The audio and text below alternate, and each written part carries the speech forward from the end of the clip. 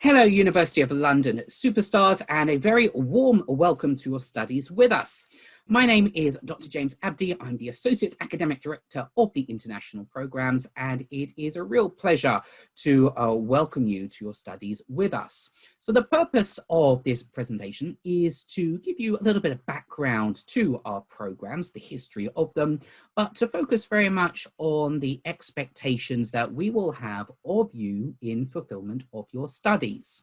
Now, we love acronyms in academia, and one of which you will hear much of in the months and years ahead is EMFSS, Economics, Management, Finance and the Social Sciences, a sort of collective term for the disciplines that we teach at the LSE and by extension through our international programme offerings. Now, my day job is as a lecturer in statistics at the LSE, and I'll speak a little bit more on the parity of the modules you'll be undertaking in your programs of study with those which run on campus at the LSE itself. So, in terms of our menu for today, to begin with introducing the LSE and the role it plays in terms of the academic direction for the programs. Indeed, if you look at the bottom of the screen, you will see two logos, UOL, University of London, as the degree awarding body, and the LSE, which provides academic direction. And also look at the expectations we have of you in terms of your studies, and in particular, the sorts of key skills that you will be developing over the coming years, which will be appropriate not just for completion of your examinations, but also to stand you in very good stead for the world of work which follows.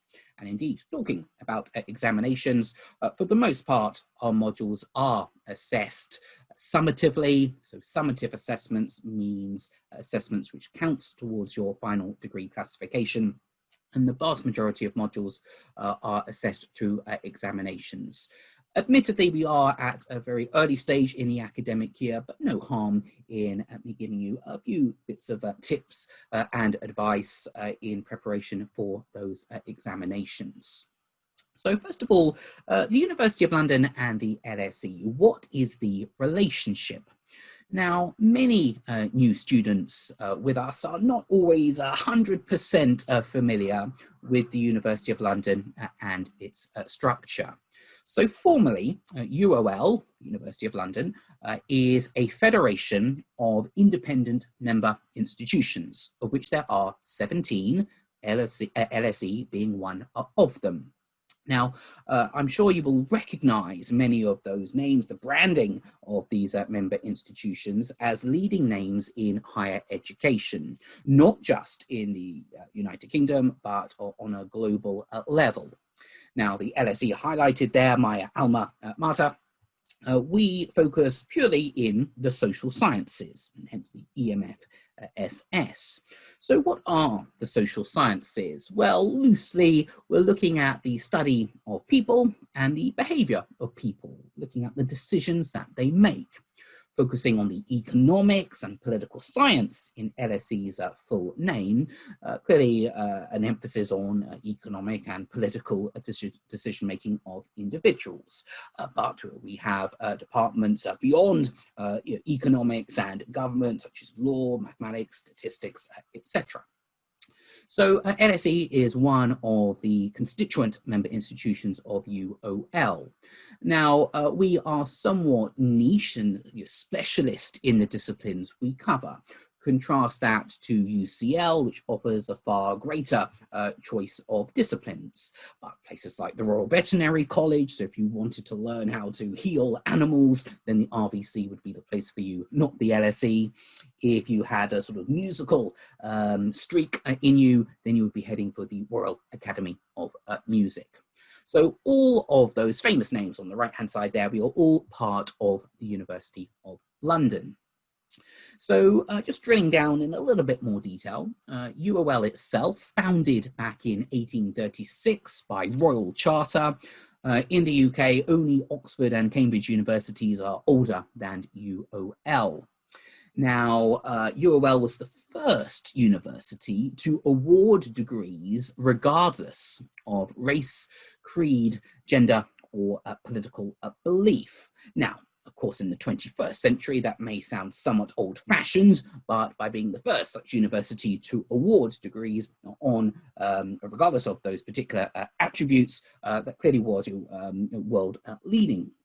And in sort of part because of that, the knocking down of barriers and really wanting to maximize access to high quality higher education, this has been a central purpose of the University of London since its foundation.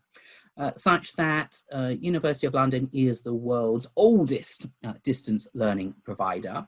And University of London worldwide, and its sort of a current branding, was established back in 1858. Now, perhaps one should be a little bit cautious with the term distance learning. Often it conjures up a perception of studies by correspondence, whereby you receive your learning materials through your letterbox. Clearly, by being enrolled at a local teaching centre, this is very much not study by correspondence, but nonetheless, that distance learning moniker is sort of quite widely used. So UOL founded back in 1836, LSE founded in 1895. So UOL predates the LSE. Now, in terms of the reputation of the LSE, we are ranked number 2 globally for the social sciences. Wow, number 2, that's pretty impressive. Well, let's be honest, no one ever wants to be number 2 at something. We always want to be number 1 of something.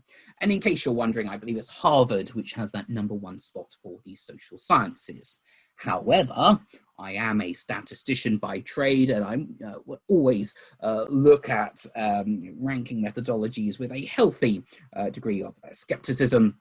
Namely, if you were to tweak or adjust the ranking methodology slightly, you could almost engineer the specific ranking that you want. So if you just give slightly different weights, slightly different levels of importance to different factors. Nonetheless, though, I think if an institution is in the top 10 or certainly top 5 on a ranking league table, that is a very strong indicator of quality. Teaching centres, I mentioned a bit more on that later on. We have over 36, in fact, accredited teaching centres globally. Now, why does LSE rank so highly for the social sciences? In part, but by no means exclusively, due to its world-leading research. And in a few minutes' time, we'll look a little bit at the reason of being of the LSE and why it was founded originally, and very much a research focus, such that LSE prides itself on being a research-led teaching institution. Of course, our world-leading research is sort of confined to the social sciences. We're not going to see seminal papers in sort of chemistry, physics, etc. But we do have our world-leading research, Nobel Prize winners in terms of either faculty or former students of the LSE, 36 to date. And in case you're wondering, no, I am not among them, but I like to think I'm still fairly young and time is on my side, and who knows, one day I can sort of add to that number. So given the size of the institution, I think 36 Nobel laureates and hopefully counting is a very impressive achievement. In terms of UOL alumni, so those who've completed studies can be found in over 180 countries, such that as and when you complete your studies with us, and whether you stay local or whether you have an international career, very likely you will never be too far away from a fellow alumnus or alumna. In terms of the number of degrees awarded annually by the University of London, remember at the bottom of the screen, University of London, the degree awarding body, around about 50,000, which is, I'd say, on the large size with regards to universities. So, in terms of the LSE and the University of London, 2 very important institutions with regards to your studies, but there is a third. And the third one in this third pillar is the teaching centre. So let's just consider briefly the roles that the LSE or Teaching Centre and the University of London play. And we'll begin with the LSE. So as a member institution of UOL, LSE is responsible for the academic direction of your programme of study, of your EMFSS programme, such that everything you'll be learning in the months and years ahead in your degree is created, designed by LSE academics. In particular for myself, I've written many of the statistics courses, and we have a team of about 50 LSE academics who collaborate with the EMFSS programs. So the LSE academics design the curriculum and they set and conduct the assessments. Just a further word on the designing the curriculum. It's not just the fact that LSE academics create your learning materials. When we do so, we do our best to ensure parity with equivalent modules which run on campus internally at the LSE. So again, I'll take statistics as an example. Many of you will be taking either Statistics 1 or Statistics 2 in your first year. So I've written the subject guide for those courses, and I also lecture the equivalent internal modules on campus at the LSE. And I can attest firsthand that there is parity of content in terms of what you'll be studying at your teaching centre for Stats 1 and Stats 2, as students at LSE will be studying. So we place great emphasis on this notion of parity, and that's a key part of the role of the LSE in terms of its academic direction. You can see the research listed there. So as a research-led teaching institution, the latest knowledge and understanding of the real world around us feeds into our teaching on our on-campus courses, and of course by extension through the learning resources for EMFSS. Examinations, oh, everyone loves exams. So all of the examinations, the question papers, the individual questions will have been written and set by LSE academics. Again, with the notion of parity of the sorts of exam questions we would examine students present on the LSE campus.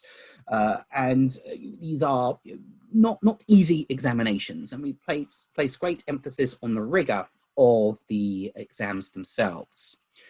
When the exams are sat locally, albeit 2020 has been a bit of an outlier year with the COVID-19 pandemic, but ordinarily examinations conducted by independent third parties, typically invigilated by the British Council or similar, to ensure complete integrity of the assessment process. Again, 2020, somewhat of an exception, but examinations typically offered once per year, a single exam sitting in May and or June. And the question papers, not only set by LSE academics, but then the exam scripts, your answers, your solutions to these exam questions will be marked by examiners appointed by the LSE, and subsequently with results and awards confirmed by the University of London in its capacity as the awarding body. So that's the LSE. Now, what about the teaching centre? So 36 teaching centres scattered around the world. They provide at the campus. And indeed, your undergraduate studies with us should be more than just the academics, albeit as Associate Academic Director with that hat on, the academics are extremely important, of course, but we recognise that a university experience goes far beyond the lecture hall and the seminar rooms. Full participation in these sort of extracurricular activities, the clubs, societies, very much character building activities, that forms part and parcel of your campus experience. The teaching. So everything you'll be taught will come from the local teaching centre. So the teaching centre effectively acts as the conduit for delivering the teaching. but what is being taught will be the course materials designed by the LSE academics due to the academic direction of the LSE. Your peers, please do make friends with your fellow students on your programs of study, not just from a social aspect, but also from a learning aspect. And I think there's great strength in terms of improving your understanding of individual module content by forming sort of peer study groups, having study buddies to discuss the content of the various courses. So that's the role of the teaching centre. And finally, last but by no means least, the University of London. So the degree awarding body. So upon successful completion of your programme of study with us, the degree certificate will be issued by UOL. It will be embossed with the UOL crest. There will be a mention of the London School of Economics and Political Science in terms of you having been assessed through the approved examinations written by the LSE. But keep in mind that you are working towards a UK issued degree, which has huge currency at a global level. So very much a high level of international recognition of these degrees. Indeed, being the first so-called distance learning provider, it takes a very long time to establish a reputation. Of course, you can destroy a reputation very quickly, but as University of London is the world's longest serving a distance learning provider, we have the longest time to have accrued that reputation. And for all the UK's faults, and I'm sure there are many, I'd like to think that the higher education sector is a real jewel in the crown, as it were, in terms of UK sectors. And really, it is one of our leading export sectors. Although ordinarily, when you think about exports, you're thinking about physical commodities being shipped around the world, and education is not necessarily tangible in that sense. But nonetheless, economists would consider UK higher education as an export industry. The global alumni community, so 50,000 degrees issued annually by University of London, alumni in over 180 countries, and hence clearly a very large and vibrant global alumni community that you will be members of upon completion of your studies. So where are you? So here's our map of the world, and all of those little dots there correspond to our teaching centres. So 36 in total in 20 countries, traversing 4 continents. There is a concentration of students in terms of absolute numbers in Asia, but you can see we also have presence in Europe, Middle East, North Africa, and South America. Now, in the pre-pandemic days, I would travel a lot, and I've not been to all of those teaching centres. I haven't made it yet to those in South America, but most, if not all of the rest, I have visited at some point. And ordinarily, this kind of presentation I would be delivering in person, on site at your local teaching centre. And it's always been a pleasure when I have been travelling to interact directly with our EMFSS student body. So you are very much part of a global community, not just in terms of the alumni community after completion, but right now we have just over 14,000 students currently studying EMFSS programs worldwide. Now, if you are linking that back to the 50,000 figure I mentioned earlier, the 50,000 is looking at University of London students covering all discipline areas, for example, law, computer science, etc. Focusing just on the EMFSS programs with the LSE academic direction, numbering just over 14,000. So, your fellow students are, scattered all over the world. So when you make friends with people, clearly in person, face-to-face, or perhaps mask-to-mask at your local teaching centre, but through our virtual learning environments and the various discussion forums on there, you are able to connect and interact with your peers worldwide.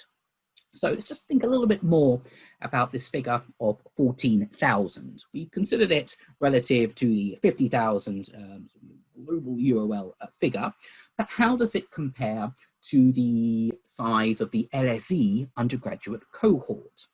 Now, LSE, a great university, but we are right in the heart of central London. Real estate is very expensive, and LSE itself is a very small campus, such that we have a limit as to how many students we can accommodate on campus, even more so in the era of social distancing. So ordinarily, LSE would have about 4,000 undergraduate students.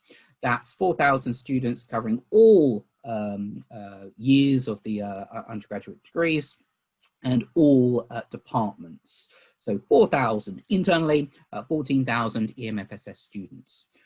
So it's really due to the lack of physical space that we can only accommodate 4,000 on site.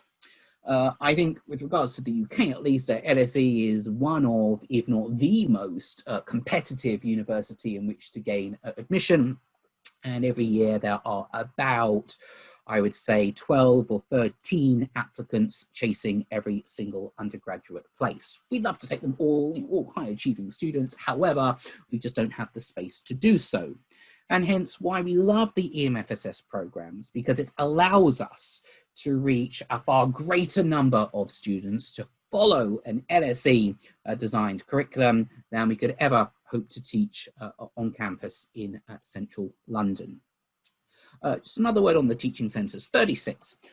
We at LSE opt for quality over quantity, such that all of those 36 teaching centres are approved by the LSE to deliver the EMFSS programs, because we want you as students to have the best possible educational experience, multifaceted, not just the teaching, but also the ancillary activities as well, so the clubs, societies, etc., such that we only approve teaching centres that we are confident can deliver a first-class educational experience to you.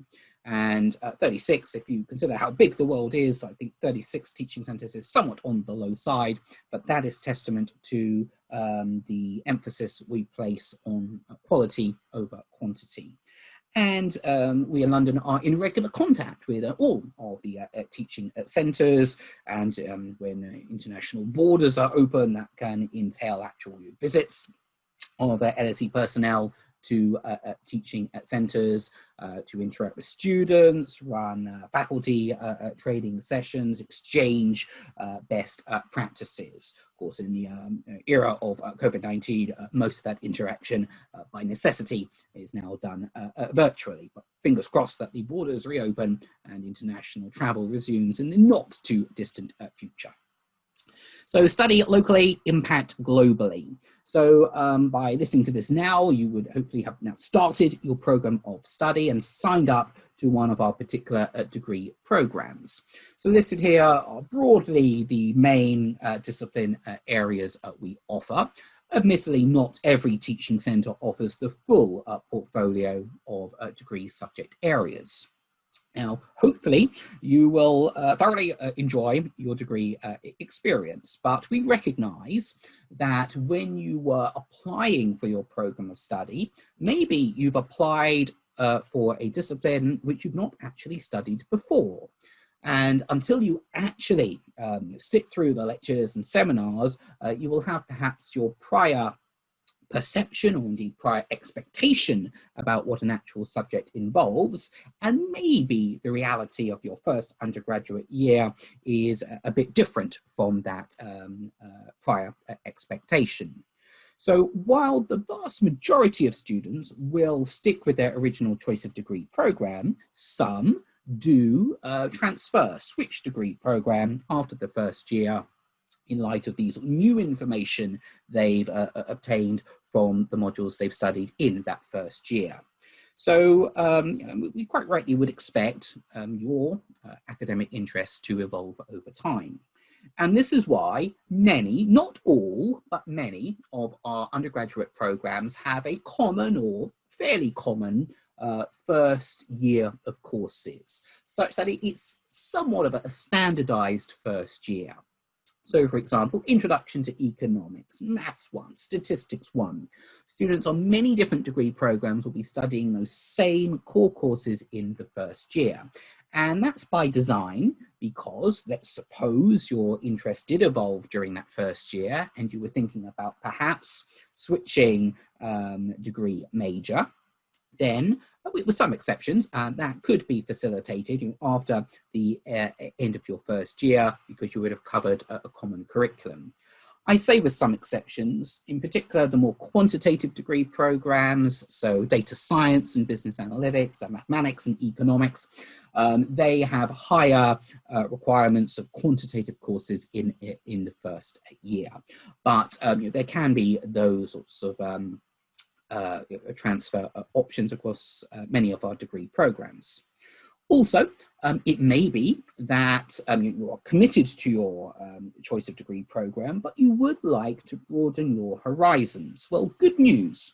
Most, if not all, of our degree programs in the third and final year, possibly even in some cases in the second year, would allow some choice. And I would encourage you to have a look at your degree program structure and to look at which papers in second or more likely the third year allow for some choice, where you can choose from the so-called selection groups. So this gives you the opportunity either to pursue your degree major in greater depth by taking more specialist courses in that major discipline, or perhaps have some breadth to your degree by taking some so-called outside options in other disciplinary areas. Just one word of a caution at this stage is to appreciate that many second and third year courses will have what we call prerequisites. And you can research all of this online with the london.ac.uk website. But just to be advised that if, let's say, there was a third year course that particularly interests you, even though just in your first year now, but you were thinking that it would be something you would like to study in your final year, just to be aware of any prerequisites which that third year module, second year module has, and ensure that by the time you would wish to take that particular module, you would have studied and passed the examinations for any prerequisite modules. Because I think there's nothing worse than discovering as you go into your final year, I'd love to take this course, oops, I haven't taken a prerequisite course because I didn't think that far ahead. So we try to have maximum flexibility in our degree program structures, whether that's to transfer degree program or to experience some greater breadth of disciplines, particularly in your final year. Now, the LSE, photo time. So these are the founding fathers and mother of the LSE, Beatrice and Sydney Webb and George Bernard Shaw. I'll leave it as a take-home exercise for you to try and determine who is who in that photo. On the left-hand side, the coat of arms. So all great universities will have a coat of arms, and the real elite ones will have a motto, where that motto is in Latin. And LSE likes, I think, to consider itself an elite university. Number 2 in the world for the social sciences, ain't bad.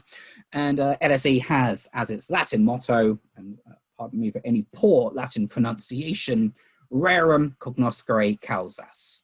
English translation, to understand the causes of things. Now, as an academic, I think this is a beautiful motto, because what is education, what is learning all about? It's about discovering things about the world, be it things about economics, finance, politics, data science, business analytics, you name it. But it's all about expanding our understanding of the real world around us. And this is really at the heart of what LSE was meant to do upon its founding back in 1895. So founded in 1895, 2020, 125th birthday, yay. Admittedly, in the era of COVID-19, those birthday celebrations likely to be somewhat muted. Any birthday parties, no doubt, heavily socially distanced. But nonetheless, a very happy 125th birthday to the LSE. Clearly, it takes a little bit of time to launch or found a new university. So Beatrice Webb, our founding mother, diary entry from 1894. So clearly it took some months or a year to actually found the university. Highlighted here some keywords: research, original work, elucidating, reforming society. So the vision of Sydney Beatrice Webb and George Bernard Shaw was to found a London School of Economics and Political Science. Well, clearly there's only one London School of Economics and Political Science, so arguably it should be the London School of Economics and Political Science. But with that mission statement, that motto of rerum cognoscere causas, to understand the causes of things, clearly research would be at the heart of that. And I'd like to think in 2020, our understanding of the real world around us, okay, the social science real world around us, is far more advanced than it was back in 1895. However, our understanding of the real world is by no means complete. Examples: in 2016, we had a couple of unexpected geopolitical events, the Brexit referendum and the US presidential election a few months after that. And frankly, most commentators did not see the outcomes of votes to leave, the UK to leave the European Union and Donald Trump to beat Hillary Clinton in the presidential election. So this was, I think, a surprise for most people. And so our understanding of the world is not yet complete. But as we undertake more and more research, our understanding improves over time. And all of this feeds into the teaching on campus at LSE and into the EMFSS programs. So there's a clear connection of the initial aspirations of the LSE founders to the EMFSS degrees, namely the importance of teaching independent, critical thinking skills for the betterment of society, such that as and when you complete your programs of study, you graduate and go off into the real world, we hope very much that you will make a positive contribution to society and by extension, humanity.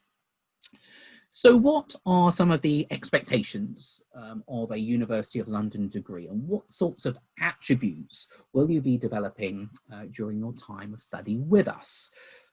So perhaps we'll kick off with the first one there on the top left: encouraging critical and creative thinking. Now, clearly that you've got to the stage of higher education, clearly you are not new to education. You all would have had so many years of school and college level education prior to now. So you're not new to study. However, you are going to be new to a university style or university approach to study, which is very different from what you would have been accustomed to in your local schools and colleges. Namely, it's all about trying to understand, and this links very closely to the rerum cognoscere causas, to understand the causes of things, because we want you not just to be able to be on autopilot and regurgitate an answer to a question, but to really understand the material. And this will feature quite heavily in terms of the final examinations and the kinds of skills that examiners want you to demonstrate. Improving self-motivation and ability to work independently. Now, I've been a student myself X years ago. I'll let you form your own estimate of what the value of X may be. And I know it can sometimes be a bit of a struggle. You can have the mid-year blues when studying, and it does require not just self-motivation, but also self-discipline, namely to cover the volume of material and understand the volume of material. We will expect you to do so. Juggling many commitments, your personal commitments, clubs, societies, etc., and to stay sufficiently motivated as you prepare for those examinations. But nonetheless, this resilience is a key skill, not just in fulfillment of the degree, but which employers would value a great deal, as well as working independently. I should stress, though, I would hope your study is not exclusively done independently. I do want you interacting with your peers face-to-face or mask-to-mask, at your teaching centre or virtually through the various VLE discussion forums with your peers globally. Of course, your assessments themselves will be done independently, but in terms of the study itself, please do collaborate with your peers as much as possible. Creating job opportunities around the world, enhancing analytical and problem-solving skills. Goodness me. If you look at the World Economic Forum, they regularly issue these top 10 skills which employers are demanding in the workplace, both now and expected in the future. And among them are things such as problem-solving skills, indeed complex problem-solving skills. That was number 1, I think, on the last time I looked at the list. Also judgment and decision-making, ability to work independently. Now, whether you're pursuing a qualitative or quantitative degree with us, of course, the kinds of problems you'll be solving will be different, but our programs really will help you refine and hone those skills for the benefit of your examinations, but also for the jobs awaiting you in the future. Access. So remember, the University of London, the first university to award its degrees regardless of race, creed, gender and political belief. Well, we are very much concerned about your maximum participation, maximum access. And so through our EMFSS degrees, we sort of knock down those geographical, also financial barriers about pursuing an LSE designed curriculum without having to physically be in the UK. Frankly, if you were in London for your undergraduate studies as an international student, certainly outside the EU, and depending how the Brexit negotiations go, possibly those in the EU, the cost, the living expenses of London are extortionate, and so too would be adding to that the tuition fees. So the EMFSS degrees offer you to pursue an LSE curriculum at a far lower cost. And clearly, money matters, and these sorts of the financial consequences of decisions, costs involved are very important variables. But let's suppose you did aspire to study in the UK, and we would welcome you to do so. So keep in mind that a possible pathway is to progress to postgraduate study in the UK.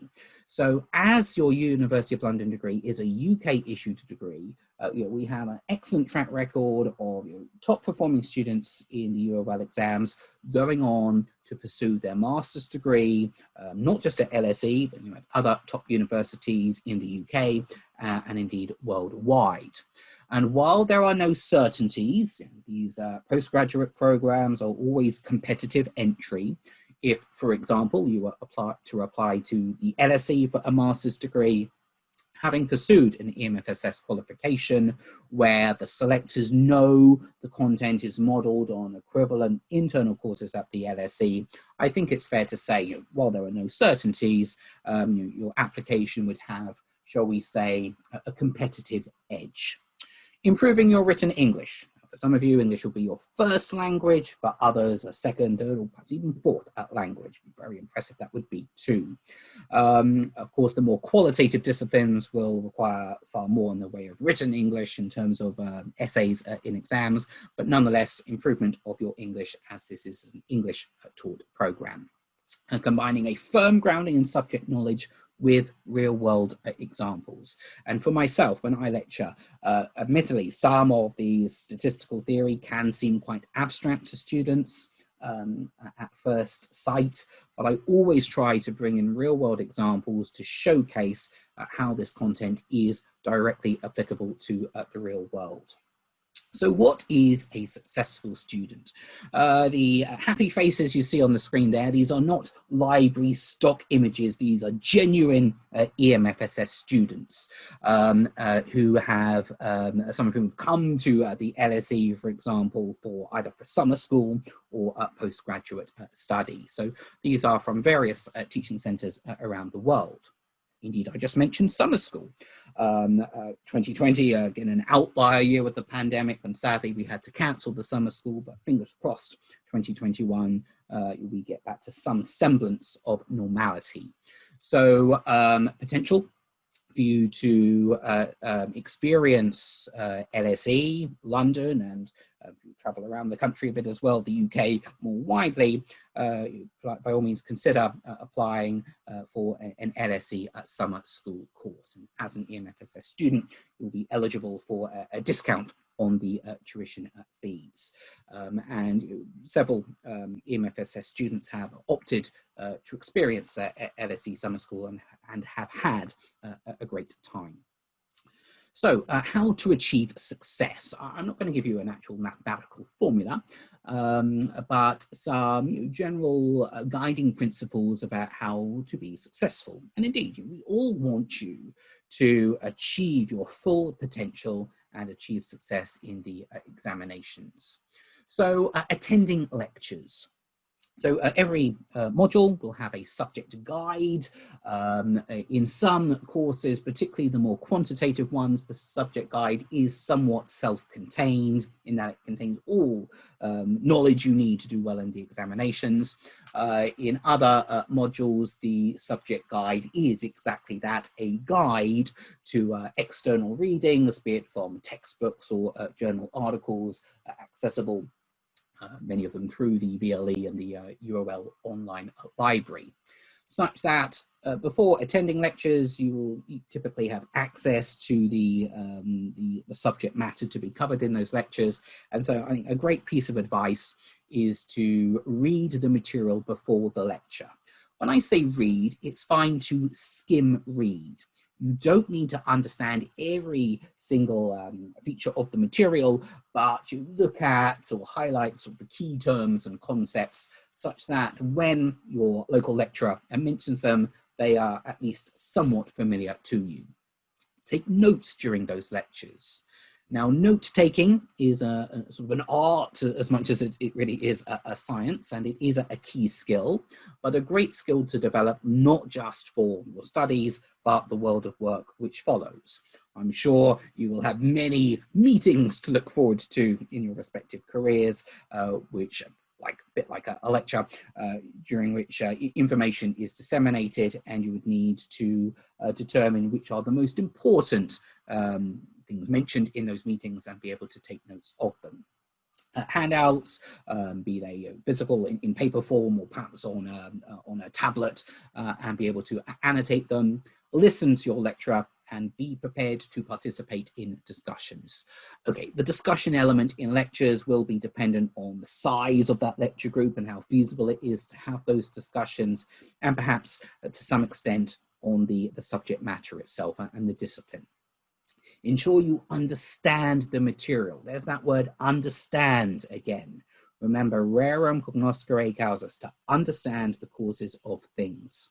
So, and that takes time and it takes effort. And inevitably, some people will understand a particular topic faster or slower than others, but please do persevere. Remember that resilience and the need for that self-motivation. So in every module, your subject guide is a core resource, but potentially, and it will vary from module to module, there will be a necessity to read other textbooks or journal articles. So make sure you are have your VLE login access, so VLE virtual learning environment, basically our online portal where you can access the various resources. Practicing exercises in the quantitative subjects, in practicing problems. Either those exercises or activities in the subject guide or in any suggested textbooks. Any assignments that your local lecturers may set. Treat these as excellent opportunities to prepare for your summative examinations. Ask questions. If something is not clear to you, ask either your local lecturer, among your peer study groups, or through the various discussion forums on the VLE. Many subjects are cumulative in nature, such that material you learn early on in perhaps chapter 1 of a course is needed and drawn upon in later chapters, such that if you don't get a full understanding of early topics, you are potentially just compounding problems or a lack of understanding later on in the course. test your knowledge, test yourself, test your peers in those peer study groups. Now, I'm fully aware that many students are preoccupied with exams and the grades in those exams. However, at the early part of the academic year, please, your focus should not be on those examinations, but your focus should be on understanding the subject material. And if you focus on that, the exams will sort of look after themselves, because the examinations will typically be assessing your understanding of the subject matter. So the more time you invest in understanding the material, that really will, in the long run, give you some economies of scale in the preparation for those exams. Some key skills, 4 of them, for studying with success: reading, listening, speaking, and writing. So reading, relating to the key course texts, subject guide, any external readings and assignments. Listening during lectures, speaking, sharing ideas with others, be they your local lecturers or indeed your peer group, and writing, whether that's essays or the actual exams themselves. So just to deep dive a little into each of those, consider the readings.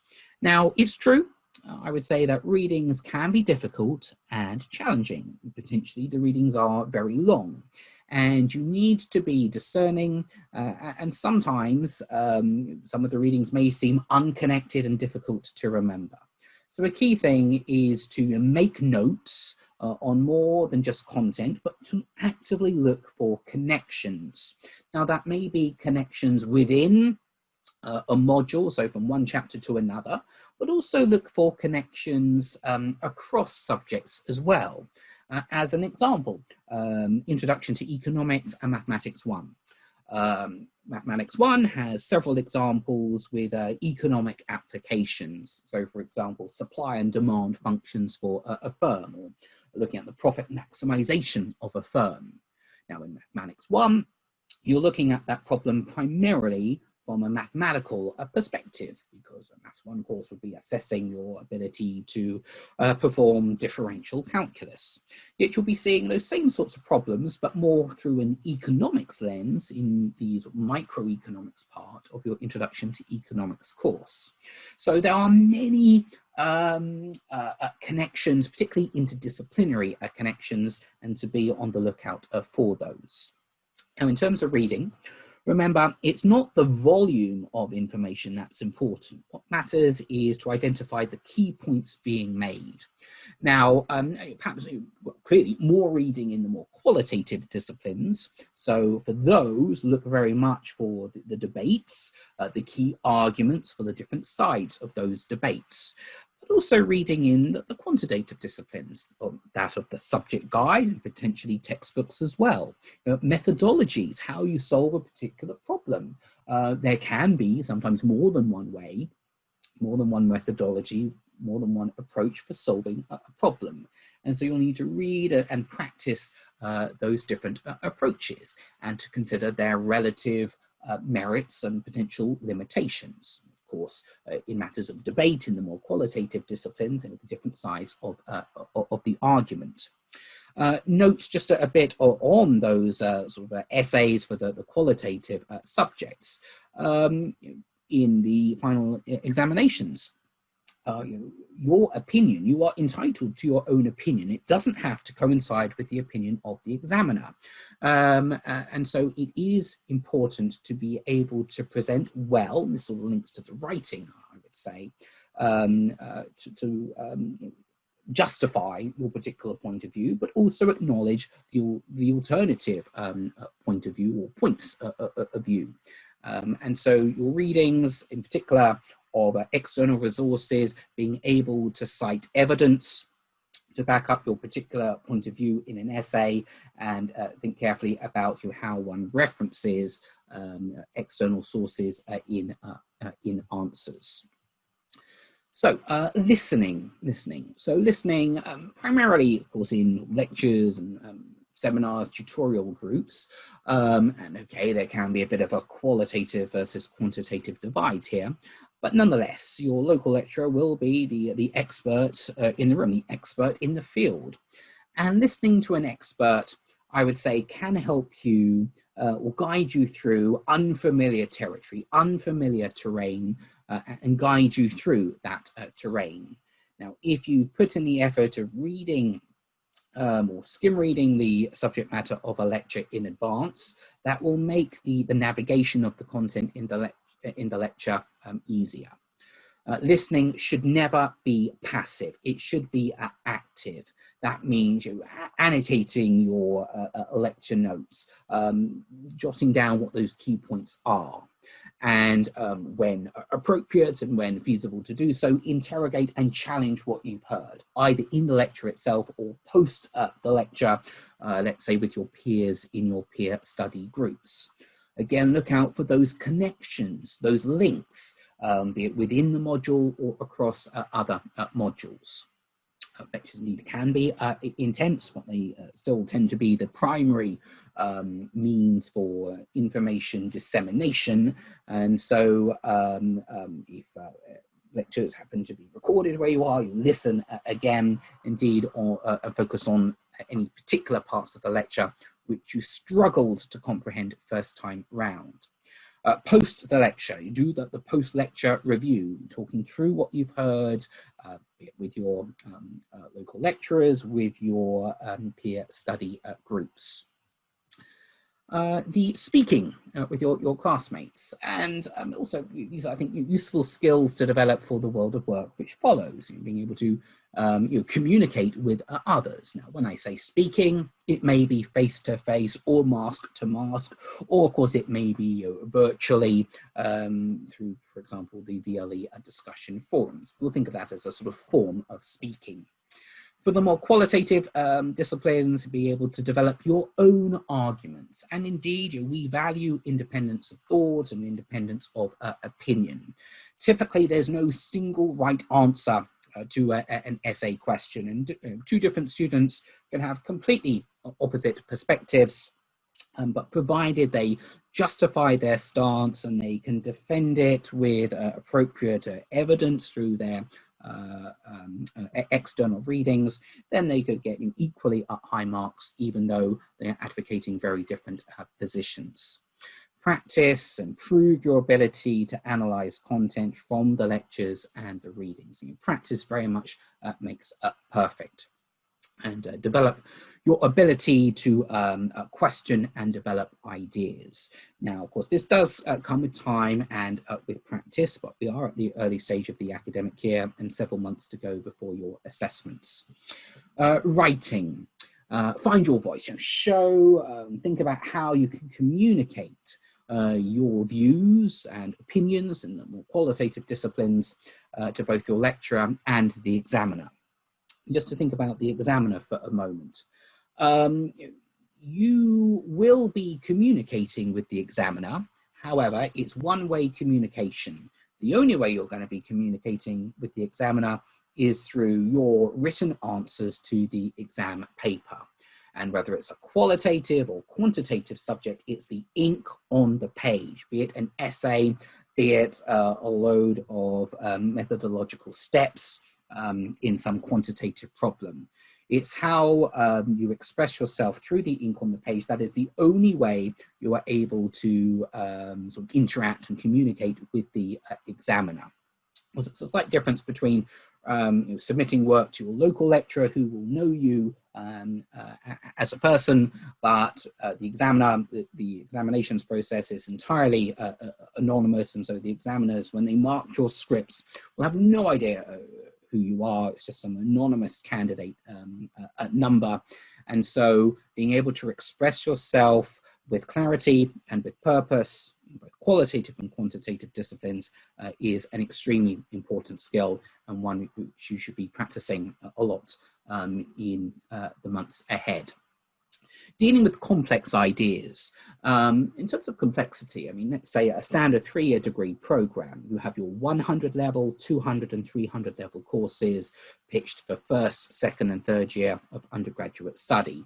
and quite rightly, as I'm sure you would expect, the level of complexity, the level of difficulty will increase as you pass from 100 through to 200 and ultimately 300 level courses.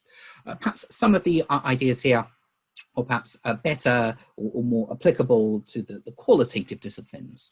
But think about setting out your ideas in chunks, which will be easily understood and digested by the examiner. Now, we said there were, what, 14,000, just over 14,000 EMFSS students globally.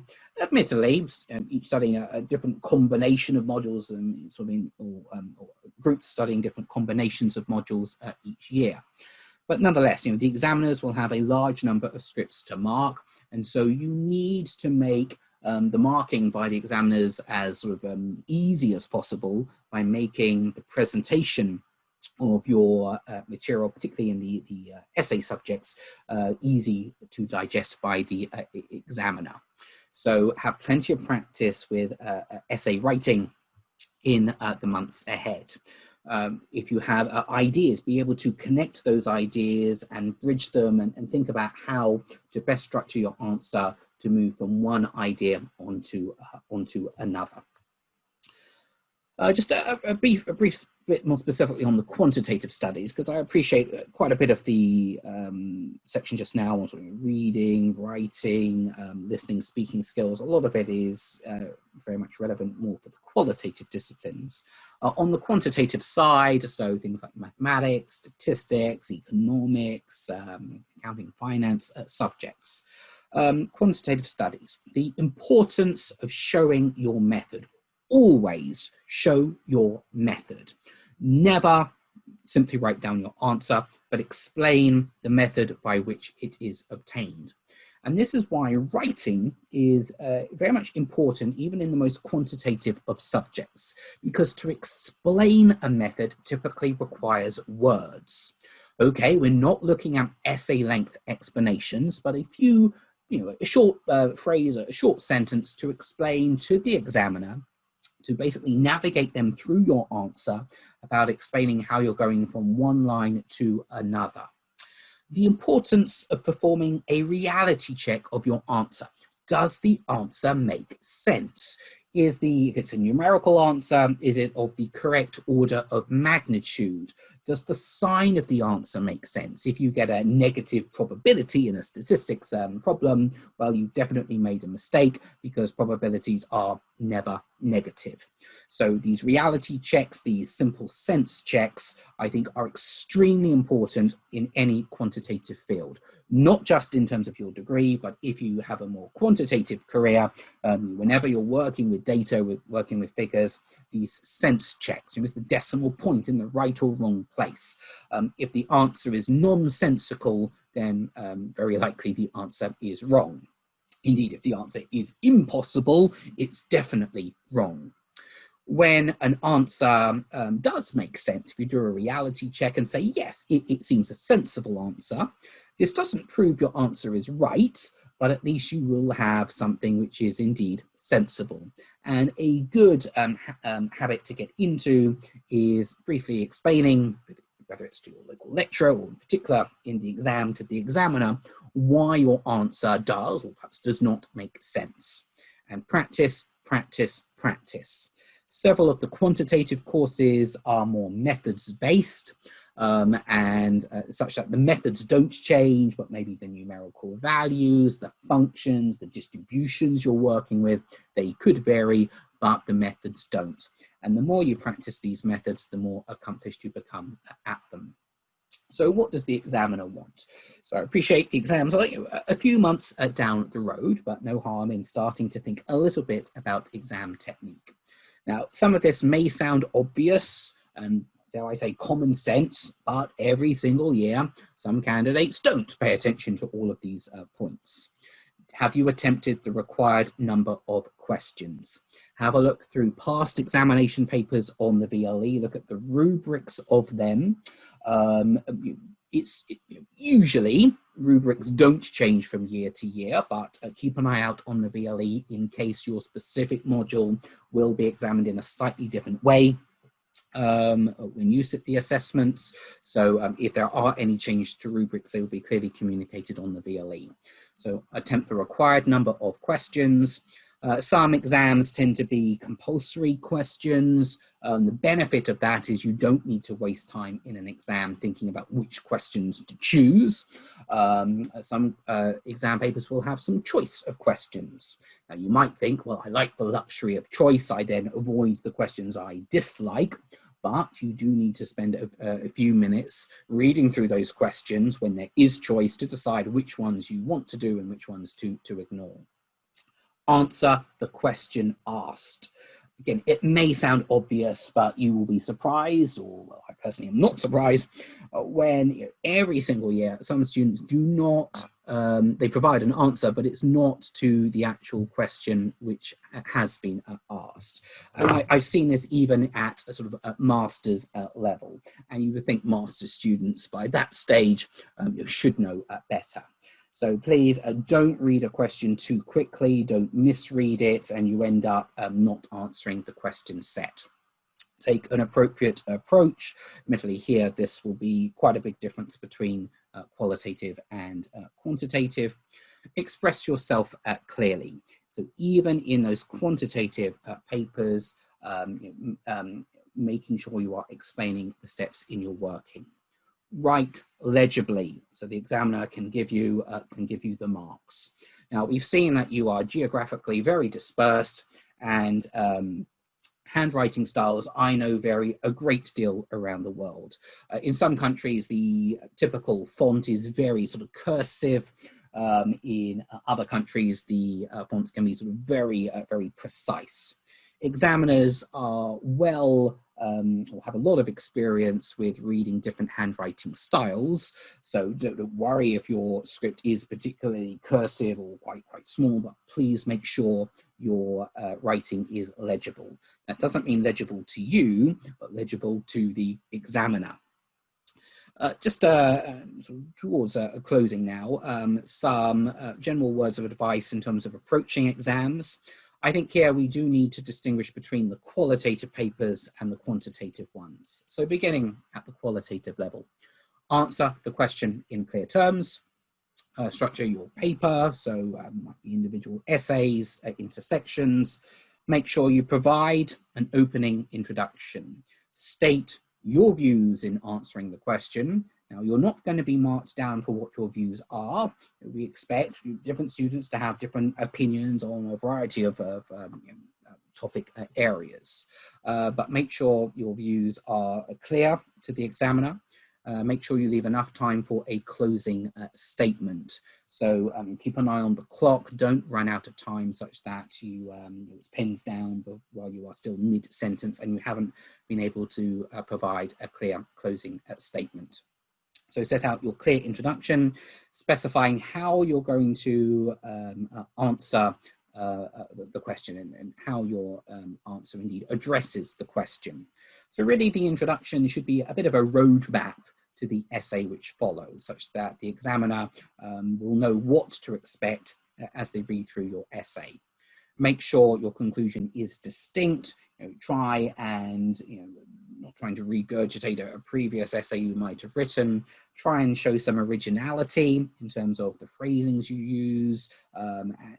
Try and convince the examiner around to your point of view, and make sure you back up any positions you take through your essay with appropriate evidence. So look at any advice in the examiner's commentaries for these modules about any referencing conventions which the examiners might be expecting.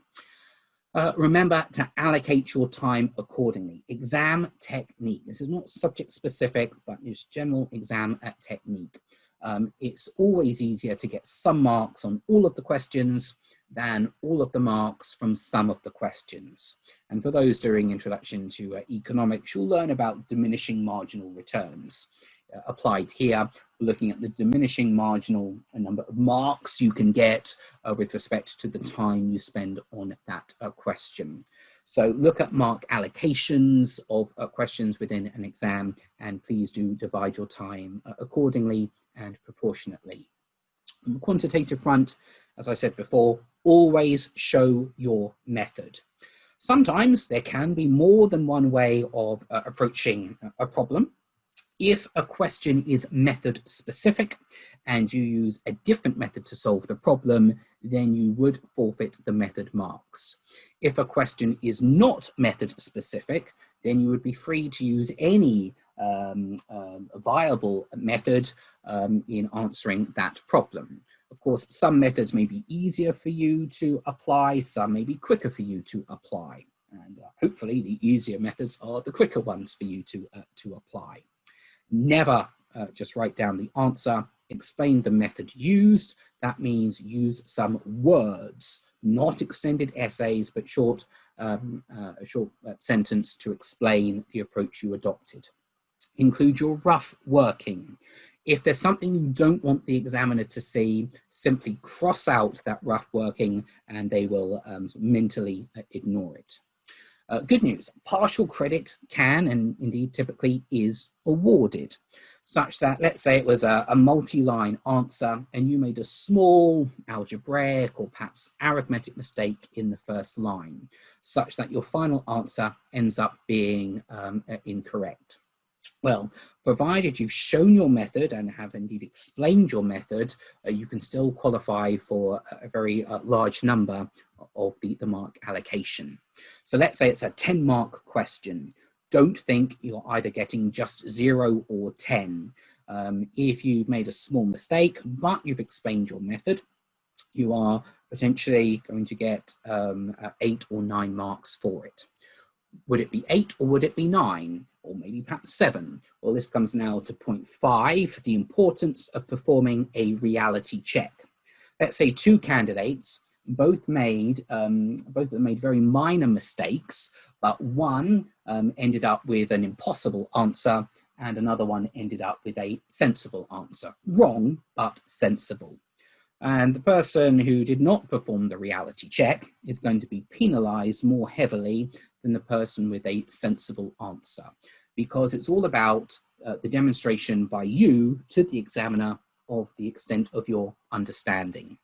And if you end up with an impossible answer and there's no indication on the script for you to indicate you recognize it's impossible, then you would be penalized more severely than someone who made a similar an error of a similar order of severity or magnitude, yet ends up with a sensible answer. And as with the qualitative papers, again, allocate your time accordingly.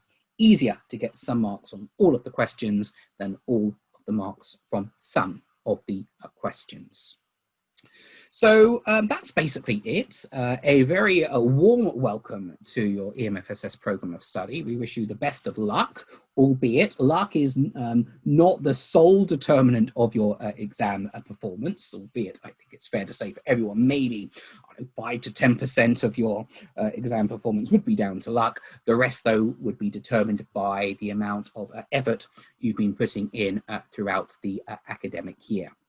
So, on behalf of the LSE EMFSS team, we wish you all the very best in the upcoming academic year, and of course in the years ahead. If you're doing, say, a 3-year degree program with us, I hope very much to interact with you either in person as and when travel resumes, or at the very least through the VLE forum. Thank you for choosing your program of study with us. Remember, a degree is not just for 3 years. A degree is for life. It will be on your CV, on your resume forevermore. And we are delighted you've chosen your high quality, world-renowned, internationally recognized degree program to maximize your chances of success in your career ahead. So thank you for your time, and we wish you all the best in your studies.